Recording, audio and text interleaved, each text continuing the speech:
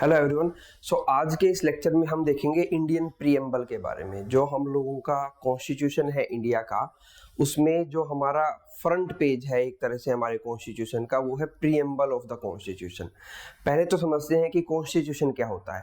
Constitution India का एक ऐसा बुक है जिसमें how we will run India as a country ये मेंशन है कि कैसे हम इंडिया को एज ए कंट्री रन करेंगे। तो वो उन रूल्स एंड रेगुलेशन की एक बुक है जिसको हम कॉन्स्टिट्यूशन बोलते हैं। अब कॉन्स्टिट्यूशन का आईडी कार्ड बोला जाता है। जैसे कोई भी पर्सन है, अगर कोई भी आईडी कार्ड अगर उसने वियर कर रखा है तो वो उसके बारे में एक बेसिक सी इंफॉर्मेशन बता देता है कि पर्सन का नाम क्या है, क्या इसकी एज है, ठीक है, क्या इसका एड्रेस है। तो ऐसे ही हमारे कॉन्स्टिट्यूशन के बारे में एक बेसिक सा इंफॉर्मेशन कि हमारे कॉन्स्टिट्यूशन के अंदर क्या है वो हमारे प्रीएम्बल में लिखा हुआ है। तो इसलिए हमारे कॉन्स्टिट्यूशन के प्रीएम्बल को हम ID card of the preamble भी बोलते हैं। ठीक है, सो देखते हैं कि हमारे कॉन्स्टिट्यूशन के प्रीएम्बल में क्या क्या लिखा हुआ है, कौन कौन से वर्ड्स हैं, उन वर्ड्स के क्या क्या मीनिंग्स हैं। सो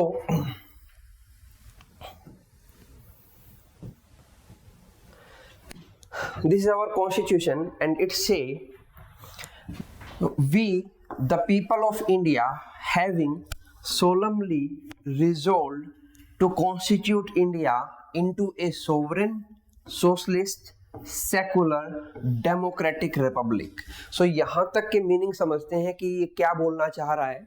सो यहाँ पे हमने देखा we the people of India having solemnly का मतलब होता है that we are very serious about it, कि जो हम ये कॉन्स्टिट्यूशन बना रहे हैं हम इसको बनाने में बहुत सीरियस हैं। एंड रिजोल्व का मतलब होता है we are very determined to do something.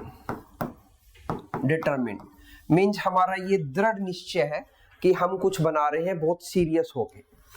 Constitute का मतलब होता है टू मेक समथिंग, कोई चीज बनाना, to make India into a sovereign socialist secular democratic republic. तो इन वर्ड्स के मीनिंग देखते हैं। मीनिंग देखने से पहले मैं आपको बता दूं कि यहाँ पे आप देखोगे कि ये 1 मार्क है। ये इसलिए मार्क है क्योंकि जब हमारा ओरिजिनल कॉन्स्टिट्यूशन बना था तो उसमें ये 2 वर्ड नहीं थे, तो उसमें सिर्फ वर्ड थे सोवरेन डेमोक्रेटिक रिपब्लिक।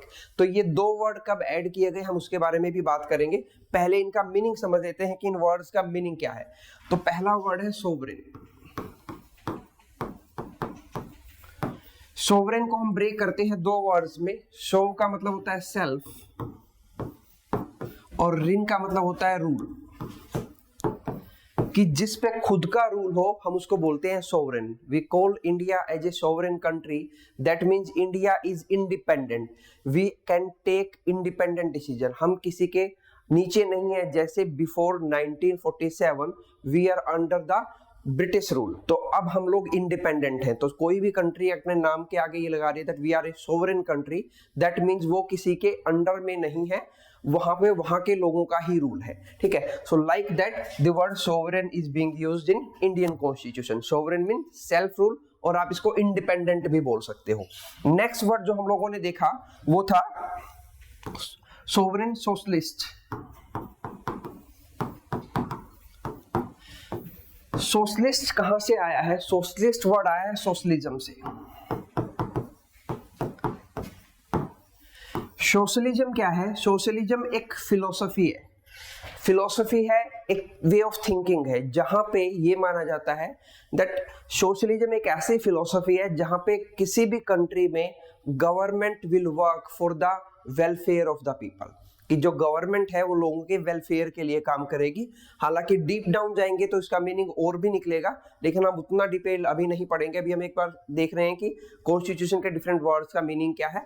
ठीक है, तो सोशलिस्ट का मतलब है कि एक ऐसा गवर्नेंस का system where government will make policy for the welfare of the people. तो इंडिया में ऐसा ही होता है कि गवर्नमेंट जो होती है वो लोगों के वेलफेयर के लिए काम करती है, तो हम बोलते हैं कि इंडिया एक सोशलिस्ट कंट्री है। ठीक है, देन कम सेकुलर। सेकुलर, अब सेकुलर वर्ड के अलग अलग मीनिंग्स हैं, लेकिन इंडिया में सेकुलर वर्ड का क्या मीनिंग है? यहाँ पे सेकुलर वर्ड का मीनिंग है दैट जितने भी रिलीजन्स हैं इंडिया में, government will see equally with equal I on all the religions, कि गवर्नमेंट सभी रिलीजन्स को इक्वल इंपॉर्टेंस देगी। ये इंडियन सेकुलरिज्म का मतलब है, इंडिया का सेकुलर होने का धर्मनिरपेक्ष होने का मतलब ये है कि जो भी रिलीजन इंडिया में है, चाहे वो हिंदू है, मुस्लिम है, क्रिश्चियन है, ईसाई है, बौद्ध है, तो उन सबको इंडियन गवर्नमेंट इक्वल इंपॉर्टेंस देगी। ये है हमारे सेकुलरिज्म का मतलब। और इसी चीज को अगर हम देखते हैं अमेरिकन सेकुलरिज्म का मतलब क्या है कि अमेरिका भी एक सेकुलर कंट्री है, तो वहां पे सेकुलरिज्म का मतलब डिफरेंट होता है। वहां पे सेकुलर होने का मतलब है कि government will not interfere into the religious matters, कि गवर्नमेंट अपने आप को रिलीजियस मैटर से अलग रखेगी। लेकिन इंडिया में ऐसा नहीं है। इंडिया में सेकुलरिज्म का मतलब है कि गवर्नमेंट रिलीजन में इंटरफेयर तो करेगी, लेकिन सभी रिलीजन्स को इक्वल मान के इंटरफेयर करेगी। ठीक है, तो ये हो गया सेकुलर होने का मतलब। देन नेक्स्ट है democratic. Democratic, so what do you mean by democratic? Democratic word आया है डेमोक्रेसी से। डेमोक्रेसी, डेमो का मतलब होता है पीपल और क्रेसी का मतलब होता है rule. So where there is the rule of the people, ठीक है, जहां पे लोगों का रूल है तो वहां पे एक डेमोक्रेटिक गवर्नमेंट होती है, मतलब लोगों द्वारा जो चुनी जाती है। और इंडिया में ऐसा ही होता है, जो हमारी गवर्नमेंट है अलग अलग लेवल पे, जैसे सेंट्रल लेवल पे गवर्नमेंट है हमारी, फिर अलग अलग स्टेट्स में गवर्नमेंट है हमारी, तो उसको कौन चुनते हैं? We the people of India. तो इसलिए that's why we are a democratic country. Then last word है रिपब्लिक। सो इंडिया या किसी भी कंट्री के रिपब्लिक होने का मतलब क्या है? रिपब्लिक अगर किसी भी कंट्री के नाम के आगे लिखा है that this particular country is a republic country, या we say that India is a republic country, that means the head of the country, head of the country will be the elected one। तो India में head of the country कौन है? India में head of the country होता है president of India. ठीक है, तो फिर प्राइम मिनिस्टर क्या है इंडिया में? प्राइम मिनिस्टर होता है हेड ऑफ द गवर्नमेंट। तो अगर पूछ लिया जाए हेड ऑफ द कंट्री कौन है, तो प्रेसिडेंट है, और हेड ऑफ द गवर्नमेंट कौन है? प्राइम मिनिस्टर है। हमारे यहाँ पे दोनों ही इलेक्टेड होते हैं, हम प्राइम मिनिस्टर भी इलेक्ट करते हैं और प्रेसिडेंट को भी इलेक्ट करते हैं। हालांकि प्रेसिडेंट का जो इलेक्शन है वो डायरेक्ट नहीं है, वो इनडायरेक्ट इलेक्शन होता है, लेकिन वो फिर भी इलेक्टेड है। तो किसी भी कंट्री में अगर हेड ऑफ द कंट्री जो है वो इलेक्टेड हो तो उसको हम रिपब्लिक कंट्री बोलते हैं। जैसे ब्रिटेन को हम बोलते हैं, ब्रिटेन या इंग्लैंड जो है उसको हम बोलते हैं कॉन्स्टिट्यूशनल मोनार्की। अब ये कॉन्स्टिट्यूशनल तो समझ में आ गया कि जहां पे कॉन्स्टिट्यूशन फॉलो होता है, एक पर्टिकुलर लॉ फॉलो किए जाते हैं। मोनार्की का मतलब होता है जहां पे हेड ऑफ द गवर्नमेंट जो है वो हेरिडिटरी हो या नॉमिनेट किया जाए उसको। जैसे लेट्स सपोज कि कोई एक पर्सन है एक्स, अगर वो हेड ऑफ द कंट्री है तो ये बताएगा कि next head of the country कौन बनेगा, तो उसको हम बोलते हैं मोनार्की सिस्टम। मोनार्की, मोनार्की का मतलब होता है इंग्लिश में रूल ऑफ किंग और क्वीन। तो मोनार्कियल तो इसलिए हम बोलते हैं कि ब्रिटेन में कॉन्स्टिट्यूशनल मोनार्की है। Britain is not a republic country but India is a republic country, that means head of the country is the elected one. ठीक है, तो ये हो गए इन सब वर्ड्स के मीनिंग जो हमने देखे कि इंडिया के कॉन्स्टिट्यूशन में हमने लिखा है कि हम इंडिया को सोवरेन कंट्री बनाएंगे, मतलब इंडिया इंडिपेंडेंट होगा। इंडिया में एक ऐसी गवर्नमेंट होगी that will work for the welfare of the people. India में गवर्नमेंट जो है सभी रिलीजन्स को इक्वल आई से देखेगी, सभी रिलीजन्स में अगर इंटरफेयर करेगी किसी भी रिलीजन में तो इक्वल इंटरफेरेंस करेगी। देन इंडिया एक डेमोक्रेटिक कंट्री है, मतलब इंडिया में इलेक्शन होते हैं और who will be in the government वो पीपल डिसाइड करते हैं। Then India is a republic country, that means the head of the country will be the elected one, वो चुना हुआ होगा, तो वो हो गया republic. And to secure to all its citizen, और हम क्या प्रोवाइड कर रहे हैं हमारे कॉन्स्टिट्यूशन में कि जितने भी हमारे सिटीजन हैं उनके लिए हमें सिक्योर करना है। क्या चीज सिक्योर करनी है? We will secure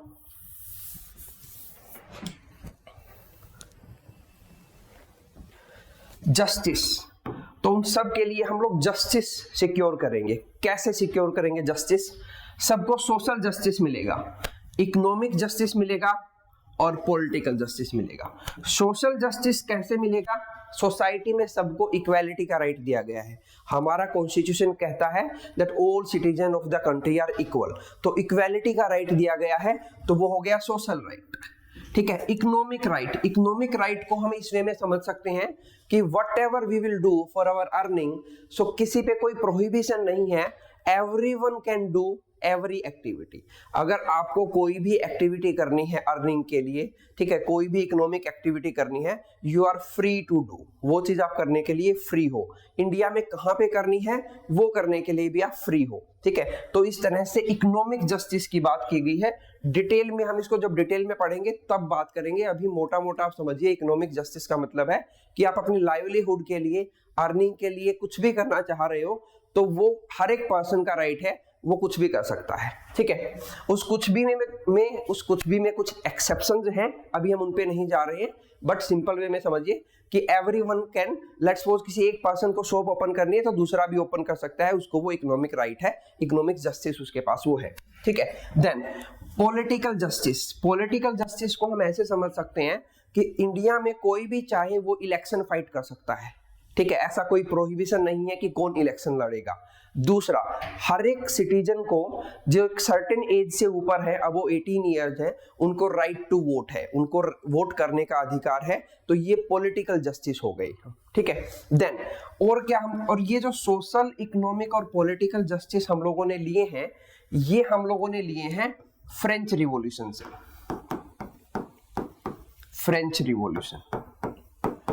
French revolution हुआ था 1789 में।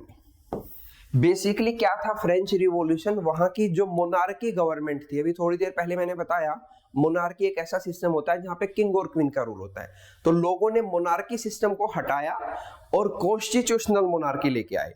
मतलब उनका मानना था कि हेड तो मोनार्क ही रहेगा, लेकिन जो हेड है वो भी कॉन्स्टिट्यूशन से बाइंड होगा, कॉन्स्टिट्यूशन को फॉलो करेगा। ठीक है, वो अपने रूल लोगों पे नहीं थोपेगा। तो ये फ्रेंच रिवॉल्यूशन में इन वर्ड्स की बात हुई थी कि पॉलिटिकल, सोशल और इकोनॉमिक जो लिबर्टी देने की बात की गई थी, तो वहां से ये बात हम लोग अपने कॉन्स्टिट्यूशन में इंक्लूड किया। देन उसके बाद लिबर्टी की बात करते हैं। किस चीज की छूट है? लिबर्टी किस चीज की है? कोई भी सिटीजन है इंडिया में, उसको लिबर्टी है थॉट्स की, वो कुछ भी सोच सकता है। ठीक है, लेकिन उस सोचने में कुछ प्रोहिबिशन है कि वो किसी को बुरा नहीं कर सकता। हाँ, तो हम अभी एक्सेप्शन में नहीं जा रहे, जनरल देख रहे हैं।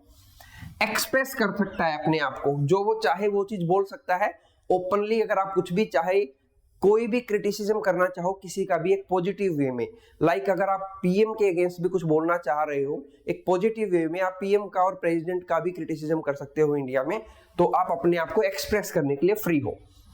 कोई भी बिलीफ रख सकते हो आप। ठीक है, किसी भी रिलीजन में फेथ रख सकते हो, या नॉन रिलीजियस्टिक हो सकते हो आप लोग, रिलीजन को मानो ही मत। ठीक है, किसी भी चीज की आप वर्शिप कर सकते हो, you are open to do that. तो ये सब लिबर्टी इंडियन कॉन्स्टिट्यूशन आपको देता है। देन इक्वालिटी है हमारे यहाँ पे, बराबरी है। किस चीज की? स्टेटस की। Everyone is equal. ठीक है, तो ऐसा सिस्टम नहीं है कि कोई महाराजा है, कोई वर्कर है। ठीक है, नेचुरल नहीं है, वो चीजें आप लोगों ने खुद के लिए इनहेरिट की हैं। ठीक है, लेट्स सपोज कि कोई अगर पर्सन है वो लेबर का काम कर रहा है, तो वो बाय बर्थ नहीं था, बाय बर्थ तो वो एक सिटीजन है और इक्वल है सब। ठीक है, लेकिन बाद में वो चीजों को इनहेरिट कर लेता है। तो जो पहले सिस्टम होता था कि राजा का बेटा राजा होगा, ठीक है, राजा का बेटा राजकुमार होगा, तो ऐसा कोई स्टेटस नहीं है। जब भी कोई बाय बर्थ इंडिया में पैदा होता है या इंडियन सिटीजन है, so all Indian citizen are equal. Equality of opportunities है, सबको सेम अपॉर्चुनिटी मिलती हैं और वो अपॉर्चुनिटीज जो है सबके लिए इक्वल है। And to promote among them all, और हम प्रमोट करते हैं, बढ़ावा देते हैं किस चीज को? फ्रेटर्निटी को। फ्रेटर्निटी होता है भाईचारा, तो ब्रदरहुड को हम लोग बढ़ावा देते हैं। एश्योरिंग, एश्योरिंग का मतलब होता है टू मेक समथिंग श्योर। ठीक है, किसी चीज को पक्का करना। द डिग्निटी, डिग्निटी मतलब self respect of the individual, कि इंडिविजुअल की सेल्फ रिस्पेक्ट को हम लोग एश्योर करेंगे। And the unity and integrity of the nation, और उसी के साथ हम इंडिया की यूनिटी बनाए रखेंगे और इंडिया की इंटीग्रिटी को हम मेंटेन करके चलेंगे। ये हमारे कॉन्स्टिट्यूशन में लिखा हुआ है। अब यहाँ पे एक 2 लिखा हुआ है, हमने पहले एक 1 देखा था, उनके मीनिंग हम समझेंगे बाद में कि इनका मीनिंग क्या है। यहाँ पे भी जैसे मैंने यहाँ बताया था आप लोगों को ऊपर कि जब इंडिया का कॉन्स्टिट्यूशन बना तो सेकुलर, सोशलिस्ट और सेकुलर वर्ड नहीं थे, वैसे ही जब इंडिया का कॉन्स्टिट्यूशन इनिशियली बना तो ये इंटीग्रिटी वर्ड नहीं था, इसको बाद में एड ऑन किया गया था। ठीक है, then in our constitution assembly, ये constitution sorry in our constituent assembly, constituent assembly वो असेंबली थी जिन लोगों ने इंडिया का कॉन्स्टिट्यूशन फ्रेम किया था, बनाया था। This 26th day of November, तो 26th ऑफ नवंबर 1949 को, 1949 we do hereby adopt, हम लोग स्वीकार करते हैं, इनेक्ट मतलब लागू करते हैं, and give to our self और अपने आप को देते हैं, दिस कॉन्स्टिट्यूशन, ये कॉन्स्टिट्यूशन ऑफ इंडिया, जिसकी एक बेसिक फिलोसफी उसके प्रीएम्बल में लिखी हुई है। फिलोसफी का मतलब है कि उस चीज में क्या चीज क्या होगा, मेन उसका एक क्रक्स जो है, मेन उसका जो ब्रीफ सार जो है वो हमारे कॉन्स्टिट्यूशन में लिखा हुआ है। अब यहाँ पे एक चीज और समझने की है कि 26 ऑफ नवंबर 1949 को हमारा कॉन्स्टिट्यूशन बनके तैयार हो गया था, तो इस दिन को हम बनाते हैं कॉन्स्टिट्यूशनल डे के रूप में, कॉन्स्टिट्यूशनल डे ऑफ इंडिया।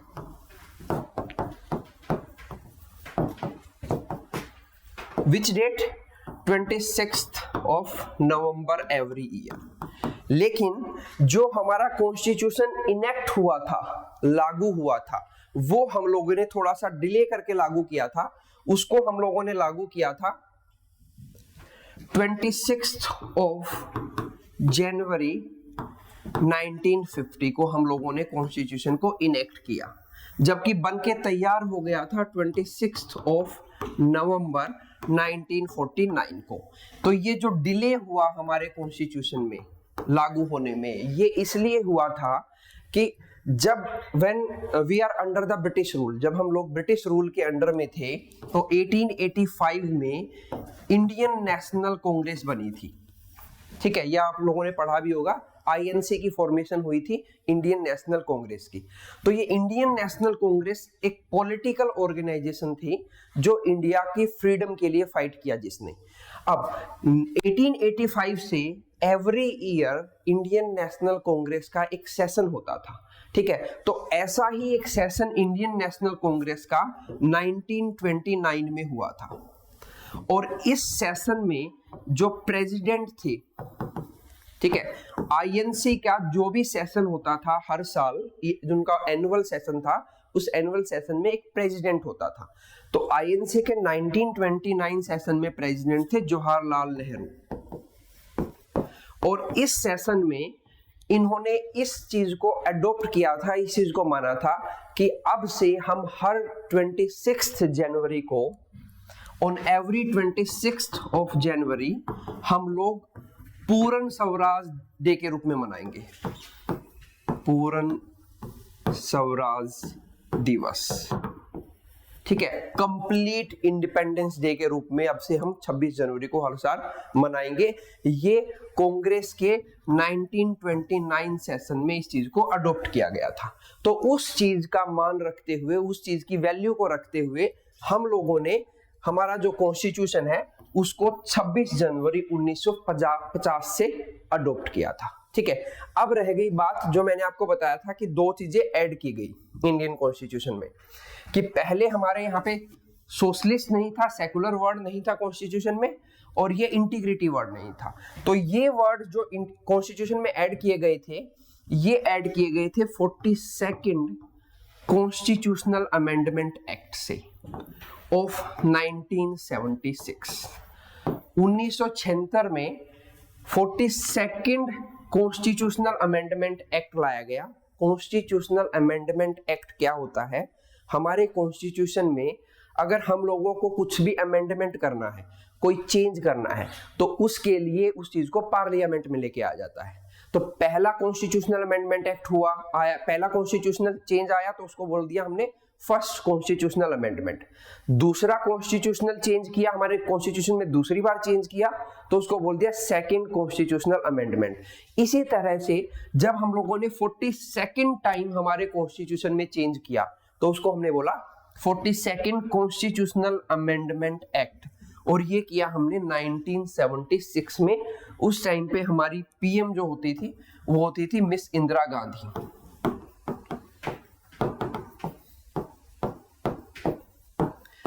ठीक है, तो इन्होंने ये चेंज किया था 42nd कॉन्स्टिट्यूशनल अमेंडमेंट, और इस चेंज से हमारे कॉन्स्टिट्यूशन में ये 3 वर्ड इंट्रोड्यूस किए गए।